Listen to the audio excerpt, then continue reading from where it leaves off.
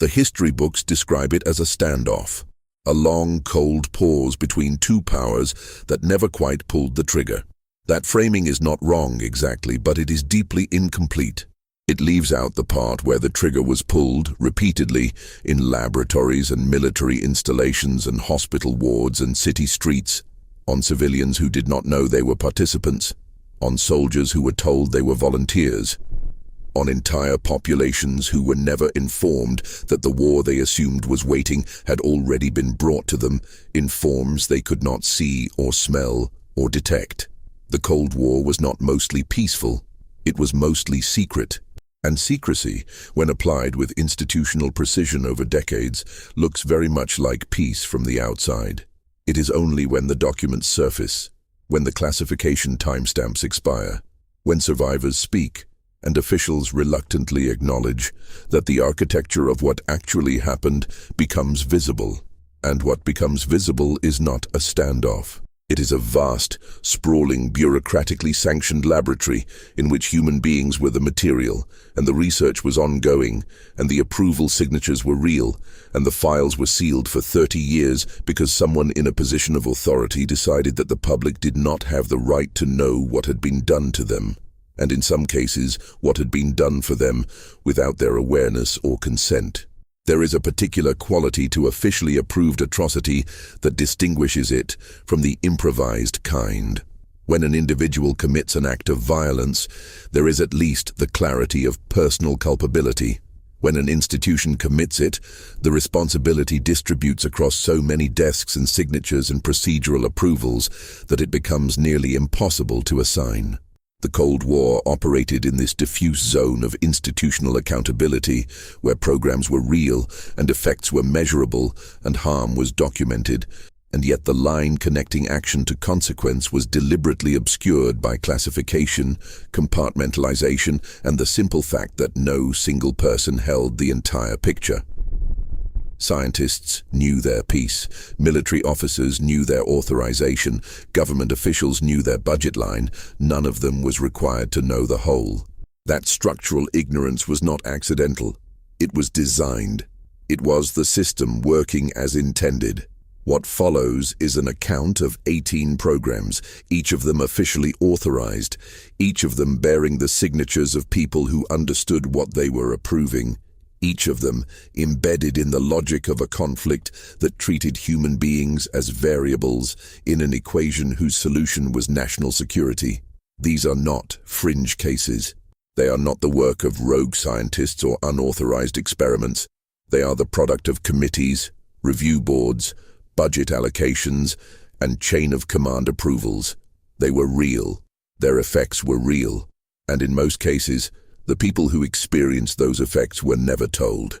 The first thing to understand about Project MKUltra is that it did not begin with a single decision.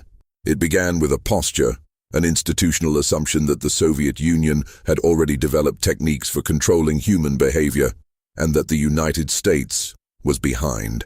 The Korean War had produced American prisoners of war who, upon return, appeared to have been psychologically altered.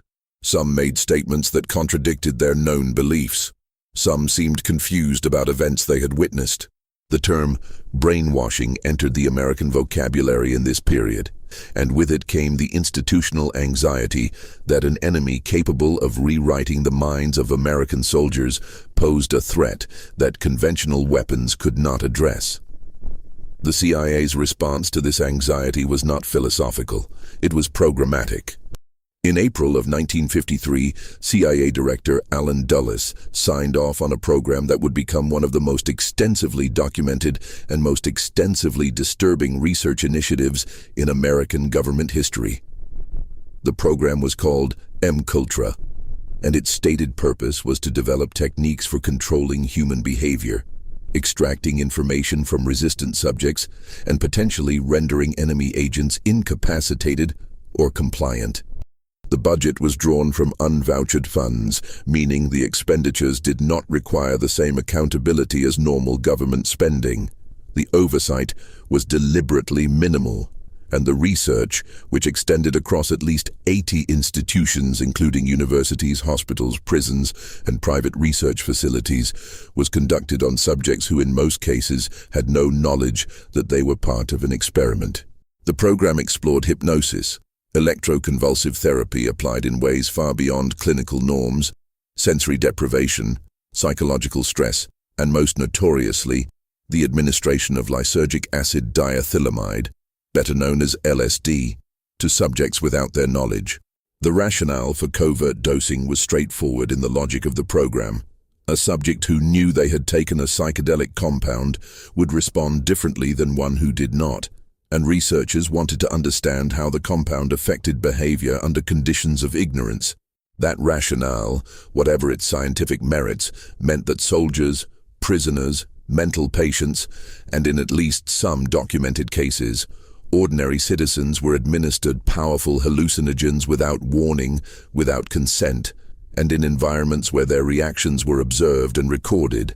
One of the most documented individual cases involves Frank Olson, a government scientist who was dosed with LSD without his knowledge during a work retreat in 1951, 2 years before MKUltra was formally authorized as part of an earlier program called Artichoke.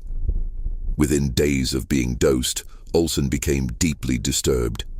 He was brought to New York, ostensibly for psychiatric treatment, and 9 days after the dosing, he fell from the window of a hotel room on the 10th floor. For 20 years, his family was told he had died of suicide. In 1975, when the Church Committee investigations revealed the existence of MKUltra and its predecessor programs, the truth of Olson's dosing became public, though the full circumstances of his death remained contested.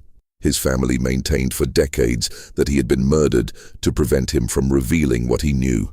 His body was exhumed in 1994. The forensic analysis found evidence consistent with a blow to the head before his fall.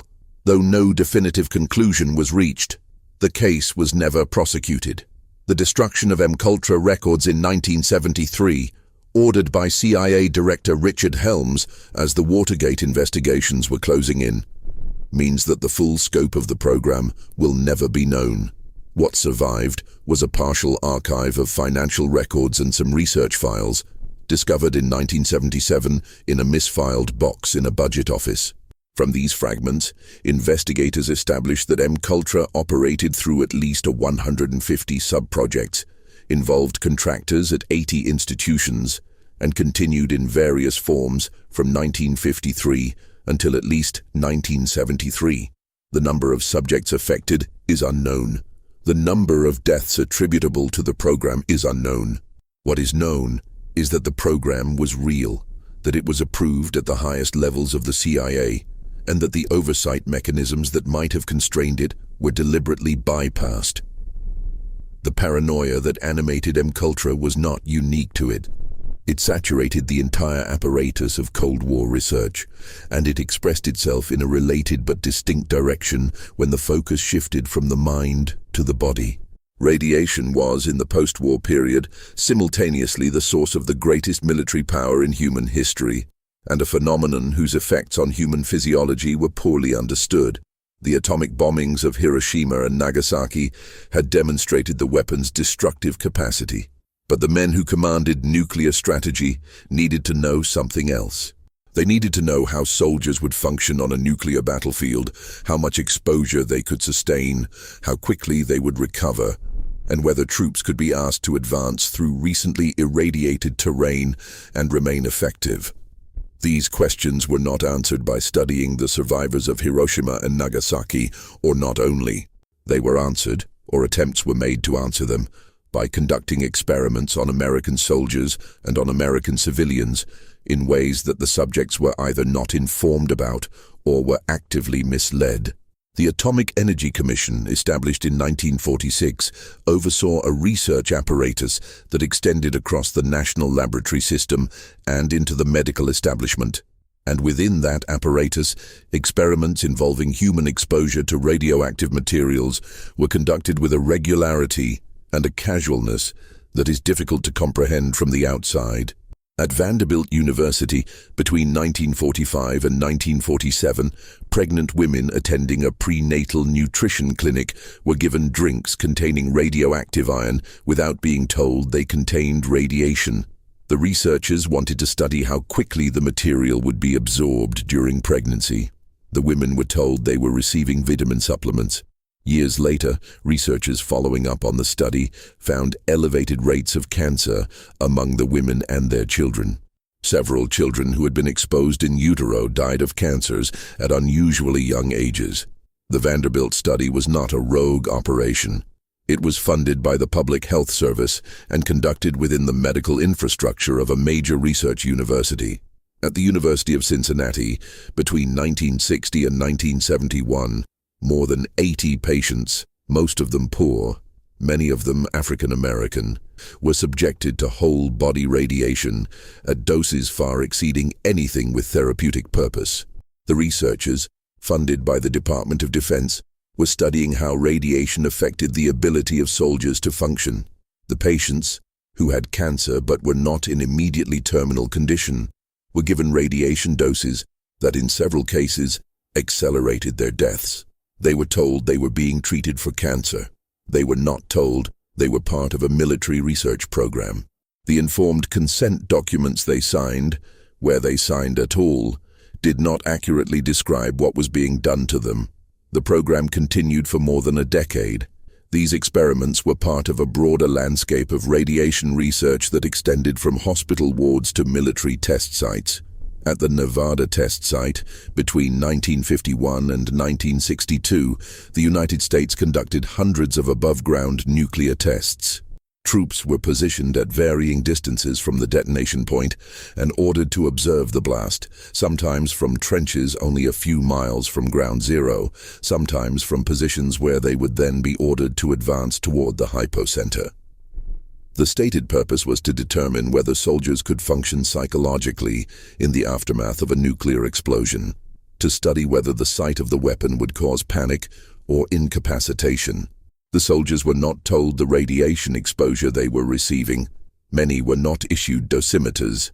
Those who were sometimes had their readings dismissed or lost. In the decades after these exercises, veterans who developed cancers characteristic of radiation exposure attempted to file claims with the Veterans Administration. Many were rejected on the grounds that a causal connection could not be established, in part because the records of their exposure levels had not been reliably kept. The relationship between the nuclear testing program and the populations who lived downwind of the Nevada test site added another dimension to this landscape. Communities in southern Utah and Nevada, many of them rural and politically marginal, were exposed to fallout from above-ground tests conducted from the early 1950s onward. The Atomic Energy Commission had conducted studies that modeled fallout dispersal, and those studies indicated that certain residential areas would receive significant doses. Officials made the decision to continue testing anyway, and made the further decision not to inform local populations of the risk in any way that would accurately convey its magnitude. The official public communications emphasized the benefits of atomic testing and described the radiation levels as safe. The elevated rates of cancer that appeared in these communities in subsequent decades were, for years, denied any connection to the tests. The Radiation Exposure Compensation Act, passed in 1990 and expanded in subsequent years, eventually acknowledged the harm done to downwinders, to uranium miners, and to some categories of military test participants. The compensation framework it established was real but limited, and it came decades after the exposures, and after many of those affected had already died. The legislation was framed as compensation, not as an acknowledgement of deliberately concealed risk. The distinction mattered, because the evidence that officials had known about the risk and had chosen not to disclose it had been present in government archives for years. The same institutional logic that governed radiation experiments governed the testing of chemical and biological agents, and here the scale of authorized experimentation was similarly staggering. The United States Army's Chemical Corps conducted research on human subjects throughout the Cold War period that spanned from the irritating to the lethal, and the subjects of this research ranged from willing volunteers who did not fully understand what they were consenting to individuals who had no opportunity to consent at all. Operation Sea Spray, conducted in September of 1950, involved the U.S. Navy deploying large quantities of Serratia marcescens bacteria from ships positioned off the coast of San Francisco. The bacteria were used as a simulant, meaning they were chosen because their dispersal patterns could be tracked, and they were believed at the time to be harmless. The objective was to determine how effectively a biological agent could be delivered covertly to a large urban population and how far the agent would spread. The San Francisco Bay Area population, roughly 800,000 people, was not informed that they were living beneath a biological aerosol cloud. The Navy tracked the dispersal of the bacteria and concluded that essentially the entire city had been exposed. In the days following the operation, doctors at Stanford Hospital began treating an unusual cluster of patients with a rare infection caused by Serratia marcescens. One patient, a retired pipe fitter named Edward Nevin, developed endocarditis from the infection and died. His family sued the government, arguing that the naval operation had caused his death. A federal court ruled that the government could not be held liable under the Federal Tort Claims Act's discretionary function exception, which shields government agencies from lawsuits arising from discretionary policy decisions. The ruling did not dispute that the operation had occurred or that the bacteria had been released. It held that the decision to conduct the operation was a protected exercise of governmental discretion. Sea Spray was not an isolated event. The Army conducted open-air biological agent tests in dozens of American cities during the 1950s and 1960s, releasing bacterial simulants in subway systems, airports, and bus terminals to study dispersal in enclosed public spaces. New York City's subway system was tested multiple times. Passengers waiting on platforms and in cars breathed air seeded with bacteria as part of experiments whose results were classified and whose subjects were never identified, let alone informed. The Army's position, maintained for decades, was that the simulants used were harmless. The definition of harmless, however, applied to healthy adults with normal immune function, and subway passengers include individuals whose immune status the Army did not know and did not inquire about. Project 112 and its related component, Project SHAD, which stood for Shipboard Hazard and Defense, constituted the broadest framework within which the military tested chemical and biological agents on its own personnel. Conducted between 1962 and 1973, these programs involved exposing naval vessels and their crews to nerve agents, blister agents, and biological simulants under operational conditions. The objective was to determine the vulnerability of ships and the survival capacity of sailors in the event of a chemical or biological attack, and to test protective equipment and decontamination procedures under realistic conditions. The sailors who served on vessels involved in these tests were, in most cases, not informed that the tests were occurring. They were told that the operations were routine exercises. The full scope of Project 112 and SHAD was not publicly acknowledged until 2000, when a series of media reports and congressional inquiries forced the Department of Defense to release information about the programs. Veterans who had participated came forward with accounts of chemical exposure, and many had been experiencing health problems for decades that they believed were connected to their service. The Department of Defense acknowledged the programs, but maintained that the exposures were within safe limits. Veterans seeking disability compensation faced the same evidentiary problem that radiation-exposed veterans had faced. The records of their exposure, to the extent they existed, were classified or incomplete, making it nearly impossible to establish the connection required for a claim. Project Artichoke, which preceded and, in some ways, prefigured MKUltra, operated from 1951 under the auspices of the CIA's Office of Security. Its mandate was to determine whether an individual's behavior could be controlled through a combination of hypnosis, drugs, and psychological techniques to the point where the individual would carry out actions against their own interests or the interests of their country without awareness or subsequent memory. The program was explicitly exploring whether it was possible to create an unknowing assassin, a person who could be programmed to commit an act of violence and retain no memory of having done so. The research was real. It involved human subjects, and it was authorized by the Director of Central Intelligence. The hypnosis component of Artichoke produced, in the documentary record that survived, a memorandum describing an experiment in which a woman was hypnotized and instructed to attack a colleague when given a signal, with the instruction that she would have no memory of the attack upon waking. The memorandum describes the experiment as successful. Whether this represents a genuine demonstration of programmed behavior or a subject who understood she was in a controlled setting and acted accordingly is a question the document does not resolve. But the fact that the experiment was conducted, documented and filed is itself significant. It means that officials of the United States government were committing institutional resources to the question of whether human beings could be turned into unwitting weapons.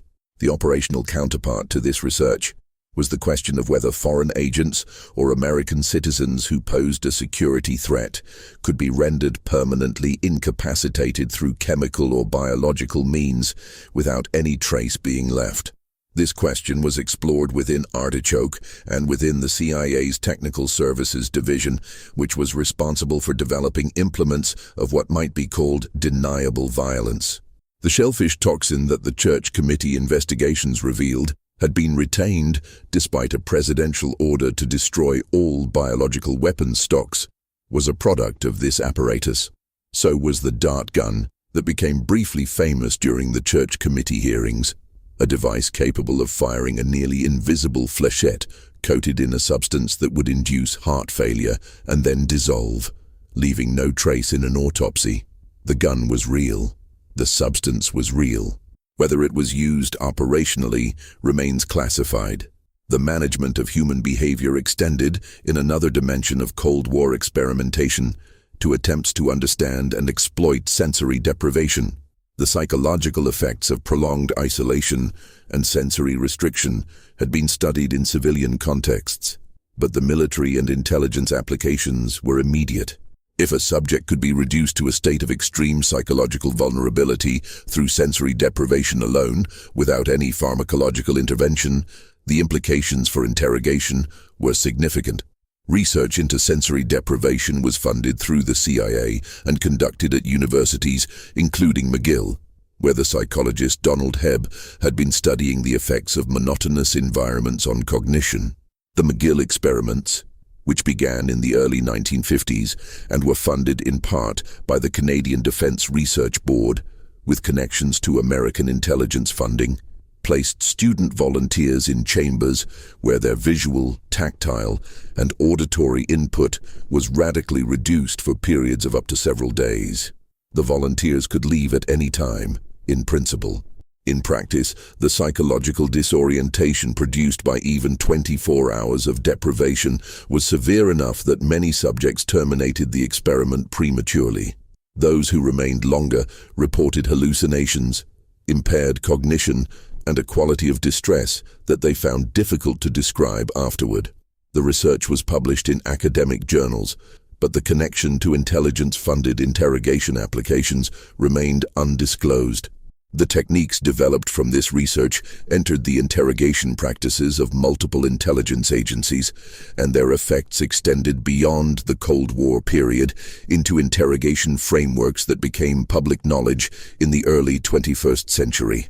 The continuity of method across 50 years of institutional practice is itself a kind of finding. The Cold War research apparatus did not simply produce results that were filed and forgotten. It produced techniques that were preserved, refined, and applied long after the Cold War had nominally ended by institutions that retained the knowledge without retaining the public accountability that might have constrained it. In the realm of psychological operations, the programs that were officially authorized extended to the manipulation of entire populations. The Office of Policy Coordination, established in 1948 and later merged into the CIA's Directorate of Plans, was responsible for covert action including propaganda, subversion, and what were termed psychological warfare operations. Its budget grew from around $4 million in 1949 to more than $200 million by 1952, a 40-fold increase in 3 years that reflected the institutional prioritization of covert influence operations as a primary instrument of Cold War competition. Radio Free Europe and Radio Liberty, ostensibly independent private broadcasters, were funded covertly by the CIA for nearly 2 decades before the funding relationship was publicly disclosed in 1971. The stations broadcast into the Soviet bloc with content designed to undermine confidence in communist governments and encourage resistance. The programming was, by most assessments, effective in reaching audiences who had no alternative source of non-state-controlled information. But the institutional deception involved, the creation of what appeared to be private civil society organizations that were in fact government-funded instruments of foreign policy, established a template for covert influence that would be applied in many other contexts. The psychological dimensions of Cold War experimentation were not limited to influence operations or interrogation research. They extended into the design of systems that would make decisions without human judgment under conditions of maximum stress. The doctrine of deterrence depended on the credibility of a retaliatory threat, and credibility depended on the assurance that retaliation would occur even if the command authority had been destroyed. This logic led, in both American and Soviet planning, toward the development of automated or semi-automated systems that could launch a retaliatory strike without waiting for human authorization. The Soviet perimeter system, known by the Russian acronym Perimeter and sometimes called Dead Hand by Western analysts, was developed in the late 1970s and early 1980s and has been acknowledged in broad terms by Russian officials. The system was designed to detect a nuclear attack through seismic and radiation sensors, and upon detecting such an attack, to transmit launch commands to ballistic missiles through a separate hardened communication channel that could operate independently of the normal command structure. The rationale was that even if every element of the Soviet command authority had been destroyed in a decapitation strike, the system would ensure that a retaliatory launch occurred. The system was, in a precise technical sense, designed to start a nuclear war without a human decision. American planning operated under different formal doctrines, but confronted the same operational problem: how to ensure that retaliatory capability survived a first strike well enough to deter one. The solutions developed by American planners included airborne command posts that could issue launch orders from aircraft, submarine-launched ballistic missiles whose communications procedures were designed to allow launch even in a degraded communications environment, and pre-delegated authority structures that gave subordinate commanders the ability to authorize launches under certain conditions without waiting for orders from above. The exact parameters of pre-delegation authority, what conditions triggered it, and how far down the chain of command it extended were classified, and in some cases remain so. The experiments in command and control that accompanied these doctrines included a 1979 incident that is now one of the better documented near catastrophes of the Cold War. On the 9th of November 1979, computers at NORAD headquarters in Colorado displayed a warning indicating that a massive Soviet missile attack was underway. The warning showed hundreds of incoming missiles. Fighter aircraft were scrambled. Missile crews were placed on alert. National Security Advisor Zbigniew Brzezinski was reportedly awakened in the early morning hours with the information. He was preparing to call President Carter when it was determined that the warning was false. A technician had inadvertently loaded a training tape simulating a Soviet attack into the system, and the simulation had been processed as a real event. The entire sequence, from first alert to determination of false alarm, took approximately 6 minutes. It had taken 6 minutes for a training tape to bring the United States within a procedural step of authorizing a nuclear response. 3 months later, in June of 1980, A similar false alarm was generated by a faulty computer chip that was failing and generating incorrect output. The chip cost 46 cents. The false warning it produced caused bomber crews to begin startup procedures and missile launch crews to go to a higher alert state. Once again, the warning was determined to be false before any irreversible action was taken. But the proximity of the situation to catastrophe, caused not by Soviet aggression or American miscalculation, but by a failed component worth less than $1, illustrated with uncomfortable clarity how thin the margin between procedure and apocalypse actually was. The Soviet side of this ledger contains its own documented near misses, the most striking of which occurred in September of 1983. Lieutenant Colonel Stanislav Petrov was the duty officer at a Soviet early warning command center near Moscow when the facility's computers displayed a warning that 5 American intercontinental ballistic missiles had been launched and were heading toward the Soviet Union. The system had been designed to trigger an automatic notification up the chain of command, which would have initiated a response. Petrov, reasoning that a genuine American first strike would involve hundreds of missiles rather than 5, made the judgment that the warning was a false alarm. He was right. The detection system had been fooled by sunlight reflecting off clouds in a way that mimicked the heat signature of a missile launch. His decision not to report the alert as a genuine attack may have prevented a Soviet retaliatory launch. He made that decision alone, at 1 a.m., in a facility that was functioning exactly as designed, on the basis of a judgment that contradicted everything his training and his instrumentation were telling him. He received no commendation for the decision. He received initially a reprimand for failing to properly document his actions at the time. The automation of nuclear decision-making was paralleled by the automation of nuclear delivery, and the research programs that developed guidance systems, warhead miniaturization, and multiple independently targetable re-entry vehicles all required testing that generated its own catalog of incidents. The development of MIRVed missiles, carrying multiple warheads on a single missile, each capable of being directed to a different target, fundamentally altered the arithmetic of nuclear planning. A single missile could now destroy multiple targets, which meant that the advantage of a first strike grew substantially, because a small number of attacking missiles could destroy a large number of the enemy's retaliatory missiles. This dynamic, which strategists called the vulnerability problem or the window of vulnerability, drove both sides to invest in survivable basing modes for their retaliatory forces, including mobile land-based missiles, submarines, and dispersed bombers. The B-52 bombers that carried nuclear weapons on airborne alert throughout the late 1950s and 1960s were themselves the site of several incidents that remained classified for decades. Operation Chrome Dome, which kept a portion of the nuclear-armed bomber force airborne at all times so that it could not be destroyed on the ground in a surprise attack, resulted in at least 4 serious accidents involving aircraft that carried nuclear weapons. The most significant of these, in terms of the scale of potential consequence, occurred on the 17th of January, 1968, near Thule Air Base in Greenland. A fire broke out aboard a B-52, carrying 4 hydrogen bombs on a Chrome Dome mission. The crew attempted an emergency landing at Thule, but was unable to reach the runway. The aircraft crashed onto the sea ice of North Star Bay. The conventional explosives associated with the nuclear weapons detonated on impact, dispersing plutonium across a wide area. All 4 nuclear devices were destroyed, though none detonated in a nuclear yield. The contamination of the surrounding area was severe.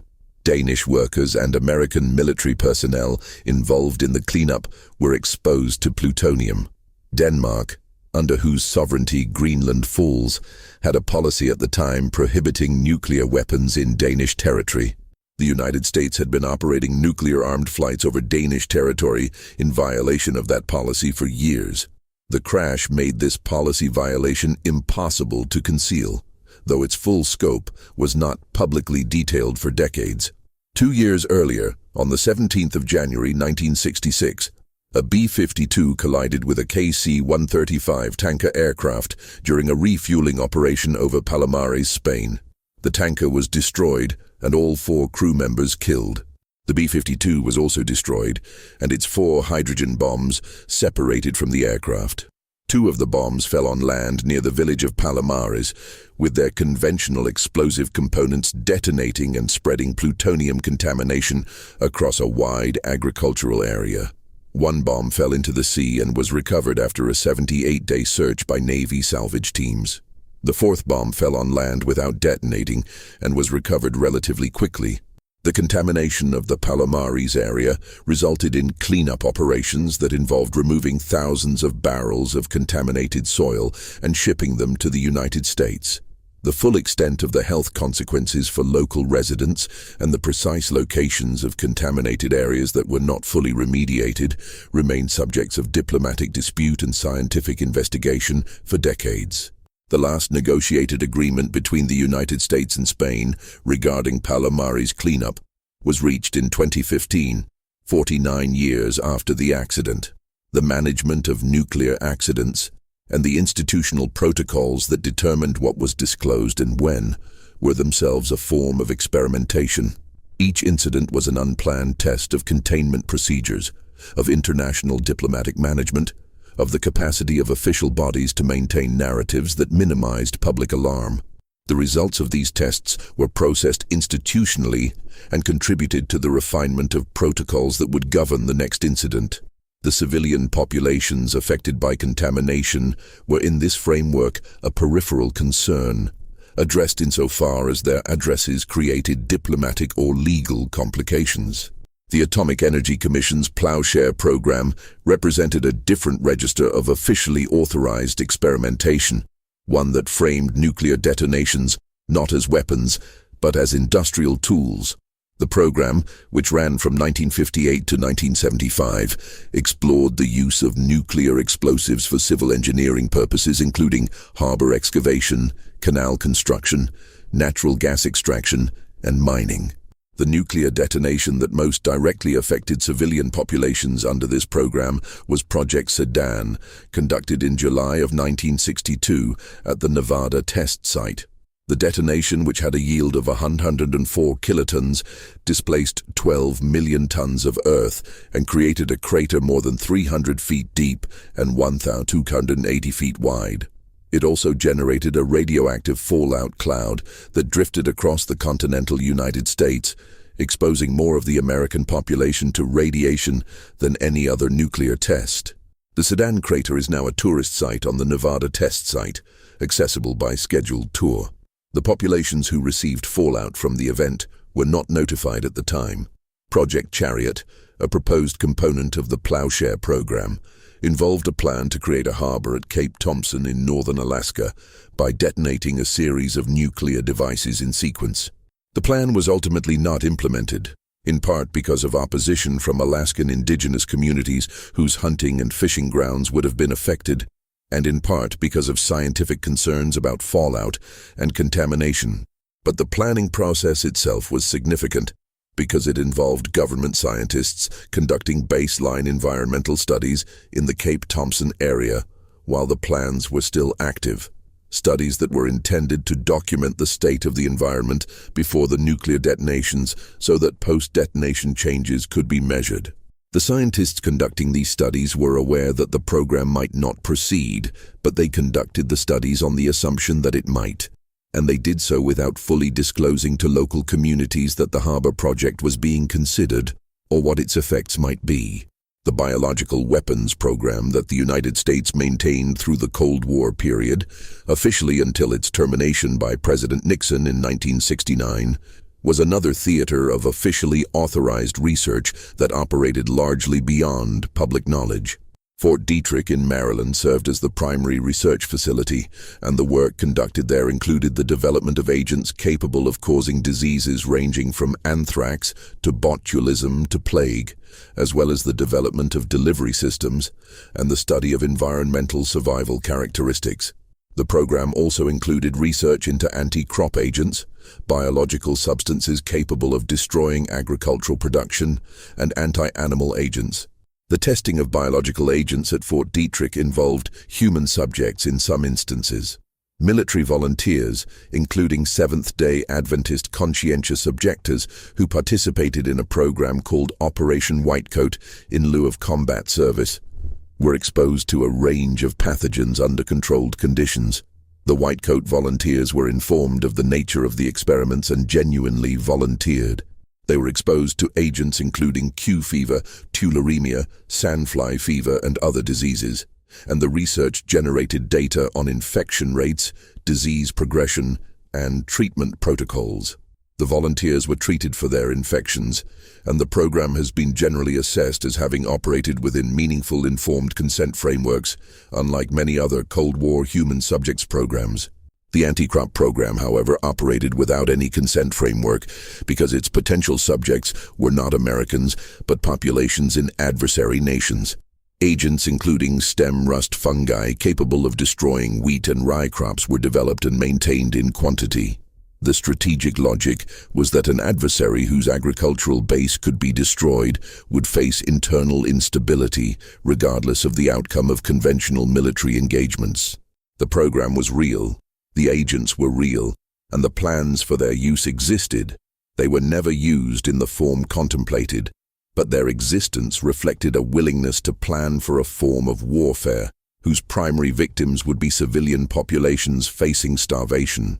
Nixon's unilateral termination of the biological weapons program in 1969, extended to toxin weapons in 1970, was announced as a moral decision, but was also driven by strategic logic. Biological weapons were assessed as unlikely to produce controllable military effects, and the prospect of their use by the United States was considered potentially more destabilizing than their elimination. The destruction of the stockpiles proceeded, though with incidents along the way, including the discovery that some quantities of agent had been transferred to the Pine Bluff arsenal in a form that complicated destruction procedures. The termination of the program did not eliminate the research infrastructure, which was repurposed for defensive research, meaning research into detection, protection, and treatment, a distinction whose operational boundary proved in practice to be less clear than it appeared doctrinally. The Soviet biological weapons program, which was not terminated in 1969 and which the Soviet government denied maintaining in violation of the 1972 Biological Weapons Convention, was considerably larger than the American one. The organization known as Biopreparat, established in 1973, employed tens of thousands of scientists at dozens of facilities and developed weapons-grade quantities of agents including anthrax, plague, smallpox, and engineered pathogens designed to be resistant to standard antibiotics. The smallpox component of the Soviet program was particularly troubling because smallpox had been declared eradicated in 1980, and the sole legitimate repositories of the virus were officially the CDC in Atlanta and the Vector Institute in Novosibirsk. The Soviet development of weapons-grade smallpox meant that the eradication had created a unique vulnerability. A global population that had ceased vaccination and therefore had no immunity, facing a pathogen that one state continued to develop as a weapon. The defection of Soviet biological weapons scientist Ken Alibek, whose Russian name was Kanatjan Alibekov, in 1992, provided the American intelligence community and eventually the public with a detailed account of the Biopreparat program's scope. Alibek had been a senior official in the program and had direct knowledge of its facilities, agents, and production capacities. His accounts described a program that had weaponized dozens of agents, had conducted open-air tests of biological weapons in the Soviet Central Asian desert, and had maintained the capacity to produce plague and smallpox in tonnage quantities. The Soviet government and its Russian successor denied these accounts for years. The facilities Alibek described were eventually visited by American officials in the 1990s and found to be consistent in some respects with his descriptions.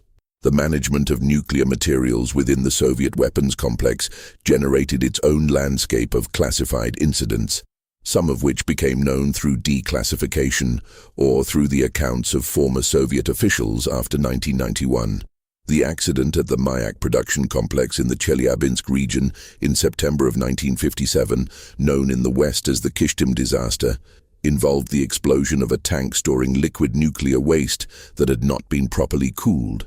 The explosion, which had an estimated yield equivalent to 70 to 80 tons of TNT, released radioactive contamination across an area eventually designated the East Ural Radioactive Trace.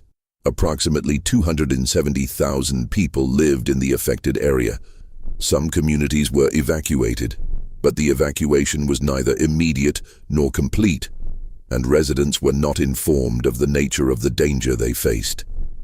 The Soviet government did not acknowledge the accident publicly for decades. The CIA had information suggesting that an accident had occurred but did not publicly disclose it, in part because doing so would have required explaining how the information had been obtained. The Lake Karachay situation at the same Mayak complex illustrated a different dimension of Soviet nuclear waste management. Lake Karachay had been used as a direct dump for radioactive waste from the early years of the Soviet weapons program, and by the 1960s it had become one of the most radioactively contaminated spots on Earth. Standing for 1 hour on the shore of the lake would deliver a radiation dose sufficient to cause death within a week. In 1967, a drought reduced the lake's water level, and wind spread radioactive sediment from the exposed lakebed across an area inhabited by roughly 500,000 people. The Soviet response was to begin filling the lake with concrete blocks, a process that continued for decades. The population affected by the 1967 dispersal event was not publicly informed.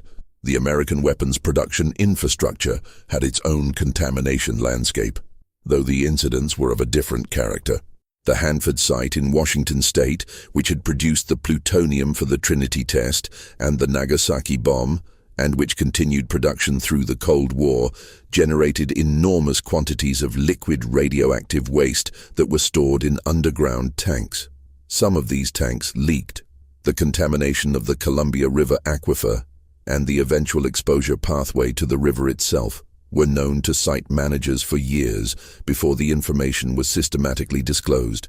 The downriver communities and the fishing populations, including Native American tribes with treaty fishing rights on the Columbia, were not informed of the contamination at the time it was occurring. The Green Run experiment, conducted at Hanford in December of 1949, represented a more deliberate form of contamination. The experiment involved the intentional release of radioactive iodine and xenon into the atmosphere at levels well above what routine operations would have produced. The purpose was to test detection equipment that was being developed to monitor Soviet nuclear activities by detecting the characteristic isotopes released by plutonium production.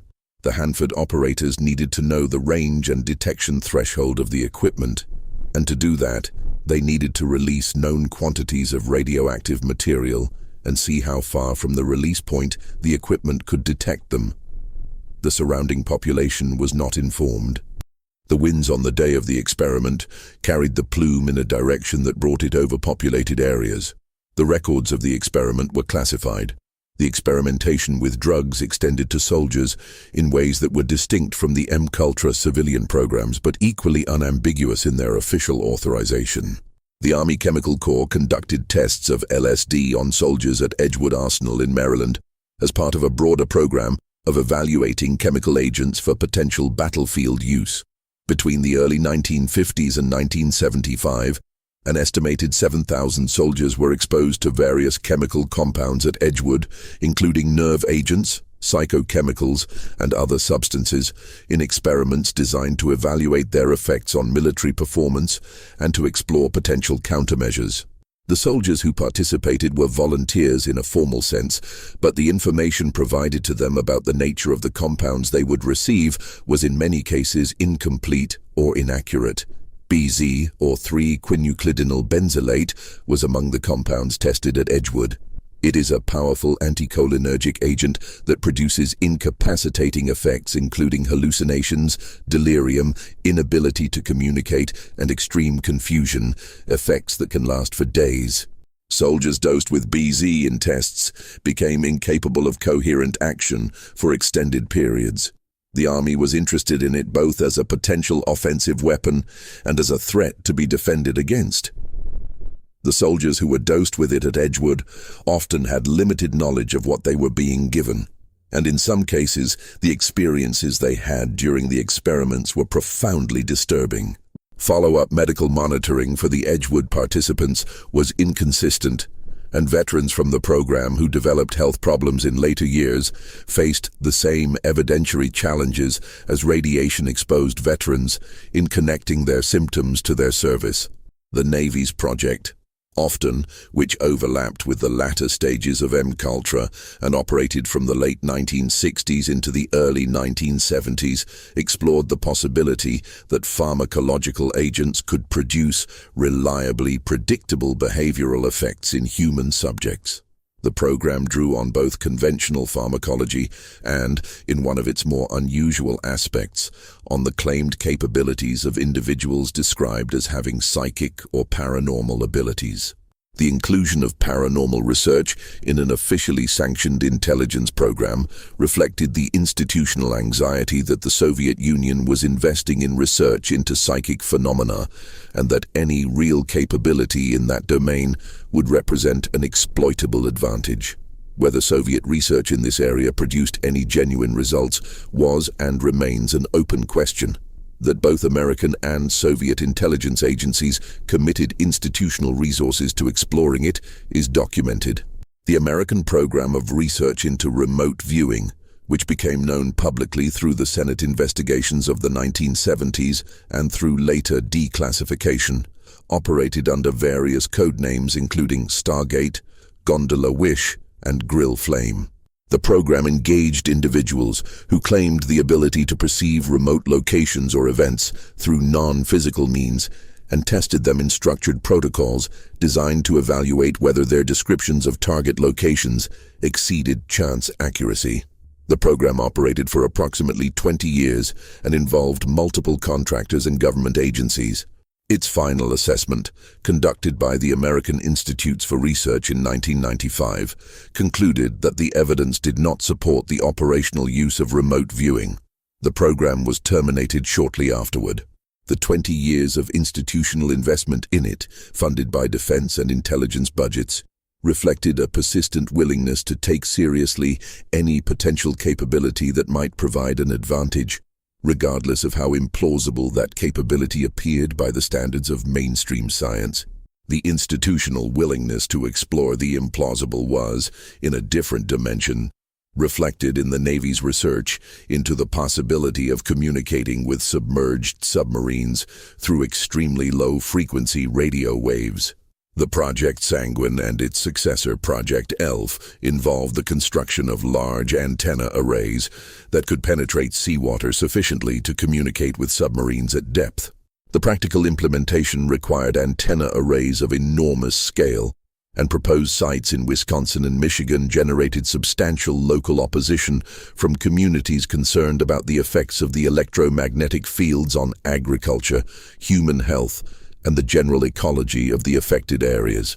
The Navy's position throughout the planning and eventual limited construction process was that the electromagnetic fields produced were within safe limits.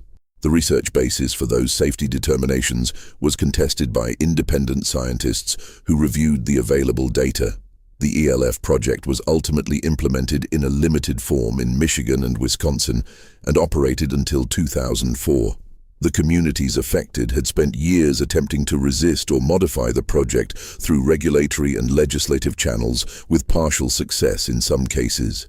The broader question of whether the military's assurances about electromagnetic field safety were adequately grounded in independent research remained unresolved, in part because the mechanisms by which ELF fields might affect biological systems were not well understood, and the research base was genuinely uncertain rather than deliberately concealed. The uncertainty between genuine scientific uncertainty and deliberate concealment runs through the entire landscape of Cold War experimentation. In some cases, the concealment was documented and deliberate. In others, the officials involved genuinely believed that their assessments of safety were accurate and that transparency would not have changed the relevant facts. The difficulty of distinguishing between these cases from the outside, given that the institutional incentive structures in both scenarios produced similar patterns of restricted disclosure, meant that the public was in a poor position to evaluate the claims being made on their behalf. This was not accidental. The systems of classification and compartmentalization that governed Cold War research were partly justified as necessary for operational security, but they also functioned to insulate decision-makers from accountability, and the available evidence suggests that this secondary function was understood by those who designed the systems. The experiment that came closest to producing a nuclear detonation on American soil, outside of the testing program itself, occurred not in a laboratory or a military facility, but in a tobacco field in Goldsboro, North Carolina, on the 24th of January, 1961. A B-52 carrying 2 Mark 39 hydrogen bombs broke up in flight after a structural failure. Both bombs separated from the aircraft as it disintegrated. One bomb fell into a field and was recovered. The other descended attached to a parachute, which deployed correctly and struck the ground in a configuration that brought it within a single arm of one of its safety switches from detonating at full yield. The bomb had a yield of approximately 3.8 megatons. The city of Raleigh is approximately 12 miles from the crash site. A nuclear detonation of that scale in that location would have been catastrophic for a substantial portion of the eastern seaboard. The Defense Department document describing the incident, declassified in 2013 following a Freedom of Information Act request, was written by an analyst named Parker F. Jones and concluded that the bomb had come, in his words, within a single switch of detonating. The document stated that 3 of the bomb's 4 safety mechanisms had failed or were in the wrong state during the fall. The bomb did not detonate because one low-voltage switch remained open. The design relied, at the moment of maximum vulnerability, on one component doing its job correctly. That component did its job correctly. The document was filed in 1969 and classified. It was not publicly available for more than 40 years. The Palomares and Thule accidents and the Goldsboro near detonation were part of a pattern that the Permissive Action Link program was designed to address. PAL devices were electronic interlocks installed in nuclear weapons to prevent unauthorized or accidental detonation, requiring a specific numerical code before arming would be possible. The development and implementation of PAL devices was not instantaneous. Many weapons in the American stockpile were deployed for years without adequate safety interlocks, and the pressure to implement them came partly from civilian scientists and defense analysts who were concerned that the accident risk was not being taken seriously enough. The military resistance to PAL devices rested partly on concern that the interlocks would compromise the ability to use the weapons quickly in an emergency, and the debate between safety and responsiveness was resolved incrementally over years, not through a single decision. The Cuban Missile Crisis of October 1962 remains the most extensively studied episode of Cold War nuclear risk, and its archival record, expanded substantially by declassified documents and by retrospective accounts from participants, reveals a pattern that is consistent with the general landscape of Cold War decision-making. An architecture of rationality and controlled escalation that was undermined at multiple points by factors that the architecture had not adequately anticipated. The submarine B-59, a Soviet diesel-electric submarine carrying nuclear-armed torpedoes, was tracked by American naval forces and subjected to practice depth charge attacks designed to force it to surface. The crew, who had been without communication from Moscow for days and did not know whether nuclear war had already begun, was in a state of extreme stress. Carbon dioxide levels in the submerged vessel had risen to dangerous levels. The captain, Valentin Savitsky, ordered the nuclear torpedo armed. The political officer aboard B-59, Ivan Maslenikov, had to concur in the launch decision under Soviet naval procedures. He did concur. What prevented the launch was the presence aboard the submarine of a flotilla commander, Vasily Arkhipov, who outranked both men and whose concurrence was also required. Arkhipov refused to authorize the launch. Savitsky was persuaded to surface instead. The American forces had no knowledge that a nuclear launch decision had come that close to execution.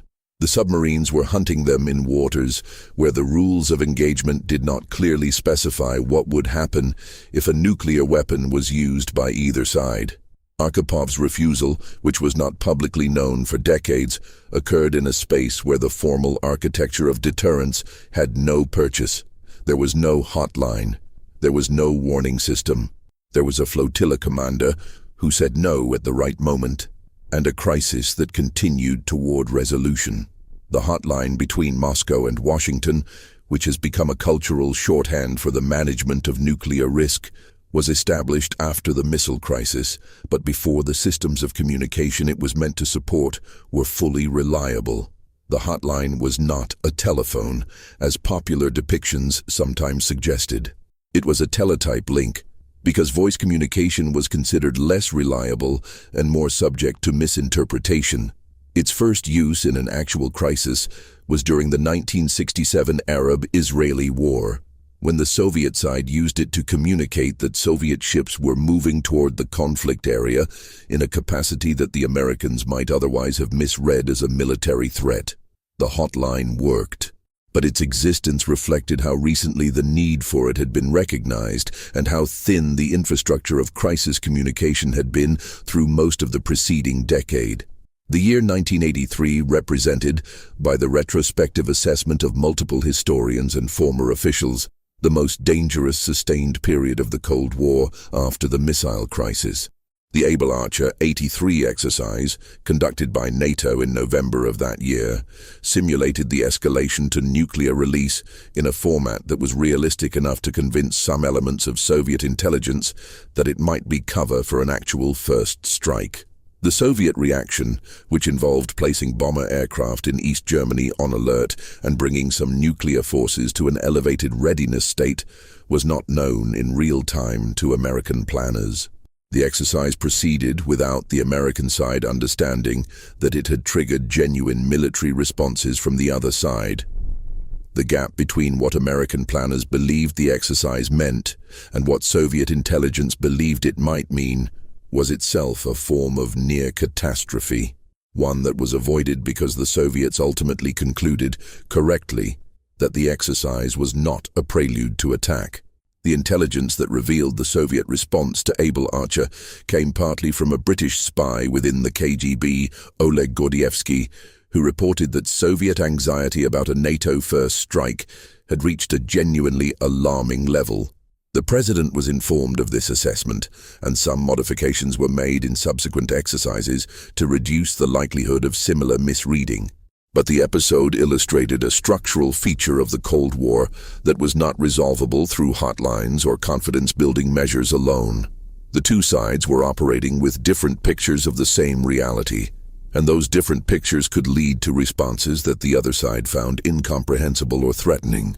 The Soviet intelligence operation known as Ryan, an acronym for Raketno-Yadernaya Napadenie, meaning nuclear missile attack, was a standing requirement issued in 1981 for KGB and GRU residencies worldwide to collect indicators of an impending American nuclear first strike. The indicators the collection program was directed to watch for included the movement of government officials to protected facilities, changes in the hours of lights in government buildings, changes in the security posture of military installations, and movements of blood supplies that might indicate preparation for mass casualties. This indicator collection program was not a response to any specific intelligence about American planning. It was a response to Soviet leadership's genuine belief, held at the highest levels, that the United States was considering a first strike and that the failure to detect warning signs of such a strike would be catastrophic. The program generated a self-reinforcing dynamic. Because Ryan collectors were looking for indicators and were under institutional pressure to report them, they were predisposed to find them. Ambiguous data points were reported upward in a context that encouraged alarming interpretation. The Reagan administration's rhetoric of the early 1980s, which explicitly characterized the Soviet Union as an evil empire and spoke of its possible transcendence, was received within this context not as political positioning, but as potentially genuine strategic signaling. The deployment of Pershing II missiles in Europe, which because of their flight time gave the Soviet Union very limited warning before they would impact, was seen as consistent with a first strike orientation.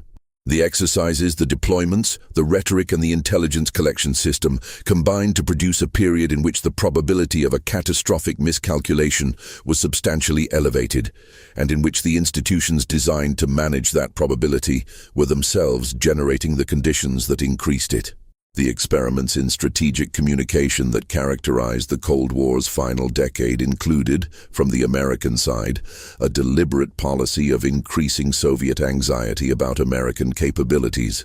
The policy, sometimes described as a strategy of tension, involved a series of provocative actions, including naval incursions into Soviet waters, close overflights of Soviet territory, and surprise exercises that were designed to demonstrate American capabilities and to strain Soviet early warning and response systems. The rationale was that placing the Soviet military under sustained stress would reveal the operational limits of their systems and create political pressure to negotiate. The effect, as the Able Archer episode illustrated, was to create conditions in which a genuine miscalculation became more likely. The final institutional experiment of the Cold War, in some respects the one that most fully expressed the logic of the entire period, was the Strategic Defense Initiative announced by President Reagan in March of 1983. SDI, quickly labeled Star Wars by its critics, proposed the development of a system capable of intercepting and destroying ballistic missiles in flight, rendering nuclear weapons obsolete. The technical challenges of the proposal were, by the assessment of most physicists and engineers who examined them, far beyond the state of any foreseeable technology. Hitting a ballistic warhead in mid-flight was compared to hitting a bullet with another bullet. The X-ray laser that was proposed as one potential mechanism for SDI was based on research from nuclear weapons tests that, when examined more closely, had produced results inconsistent with the claims made on their behalf.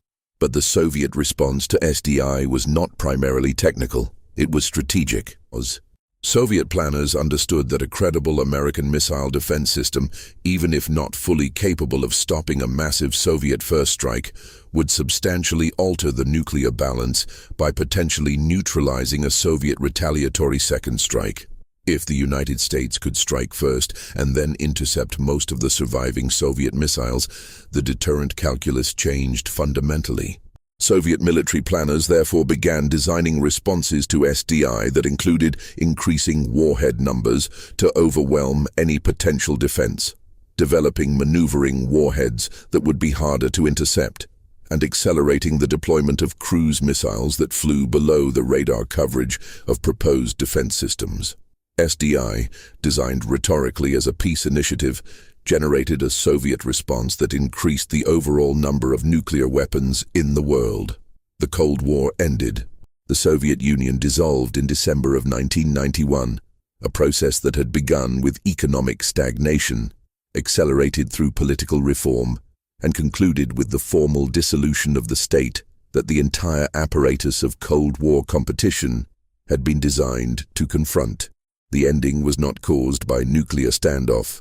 It was not resolved by the experiments conducted in radiation laboratories or in the sensory deprivation chambers at McGill or in the B-52s that flew Chrome Dome missions over the Arctic.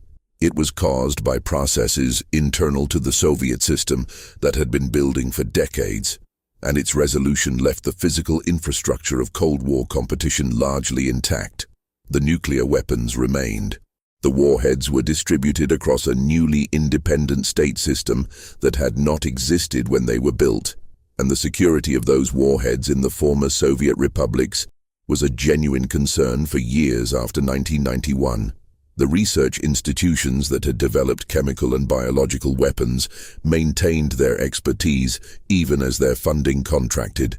The satellite surveillance systems, the signals intelligence apparatus, the command and control architectures, the pre-delegation authorities, the classified decision procedures for nuclear use, all of these continued to exist after the formal end of the confrontation they had been designed to manage. They were not dismantled. They were adapted, renamed, renegotiated, and in some cases simply left in place pending decisions that were never quite reached. The Biological Weapons Convention of 1972 continued to exist without a verification mechanism, because the negotiations that might have produced one never concluded in agreement. The Chemical Weapons Convention of 1993 established a verification system through the Organization for the Prohibition of Chemical Weapons, and the OPCW has conducted inspections and investigations in the decades since. The nuclear arsenals of the United States and Russia remain far larger than any plausible military targeting requirement would demand, because the reduction process, though real, has proceeded incrementally and has encountered repeated obstacles in both domestic politics and bilateral relations. The doomsday machine logic that Robert McNamara described, the understanding that mutual assured destruction depended on an ability to inflict unacceptable damage under any circumstances, never really went away. It was embedded in the architectures, the targeting plans, the submarine deployments, and the alert procedures that continued after 1991. The people who were subjected to the radiation experiments, the drug experiments, the open-air biological tests, the nuclear test site exposures, most of them did not live to see the documents that described what had been done to them. Some received compensation, often decades after the harm, through legislative frameworks that acknowledged categories of damage without ever quite acknowledging individual decisions made by individual officials who could have chosen differently. The institutional accountability that would have required someone to say that a specific decision made on a specific date by a specific person who understood what they were authorizing had produced a specific harm to a specific person was structured out of existence by the same classification systems that had made the experiments possible in the first place. The Cold War ended without a war. That fact is real, and it matters. But the framing of it as an extended period of managed peace requires setting aside the documented reality of what the management consisted of: a continuous, officially authorized series of experiments conducted on human beings, on ecosystems, on the decision-making systems of adversary nations, and on the domestic populations whose informed consent was never sought and whose awareness was actively prevented. The systems that produced those experiments, the institutional structures, the classification authorities, the budget mechanisms, the oversight gaps, were not products of emergency. They were products of design. They did not disappear when the Soviet Union did.